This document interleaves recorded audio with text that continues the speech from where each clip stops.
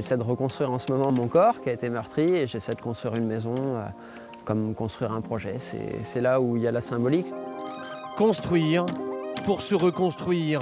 Simon Billot, chasseur de triathlon XXL à travers le monde. Pour lui, tout a failli s'arrêter.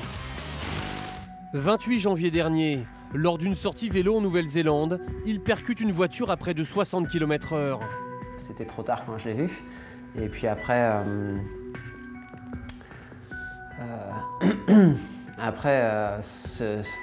on est comme dans un tunnel.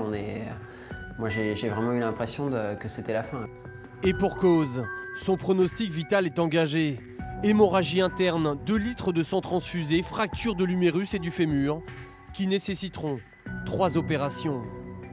Puis après, voilà, il faut marcher avec un déambulateur, après marcher avec des béquilles. Et puis quand on marche sans béquilles, on se rend compte qu'on ne marche pas normalement, on boite. Donc il faut réapprendre à marcher. Et réapprendre à courir.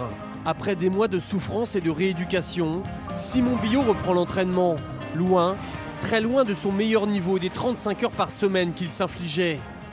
Nager, pédaler, courir, souffrir pour espérer et redevenir un athlète de haut niveau.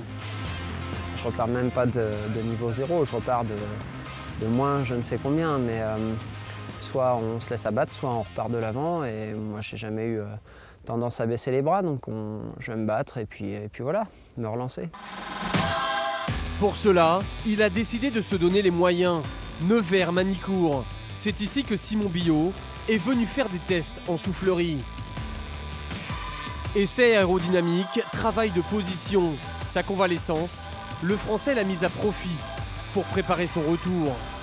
Bizarrement, pour pouvoir aller vite sur un triathlon, maintenant j'ai envie de prendre mon temps et de faire les choses correctement, et de faire les choses bien. Après avoir frôlé la mort, Simon Billot rêve de courir à nouveau avec les meilleurs du monde, se relancer pour ne rien regretter.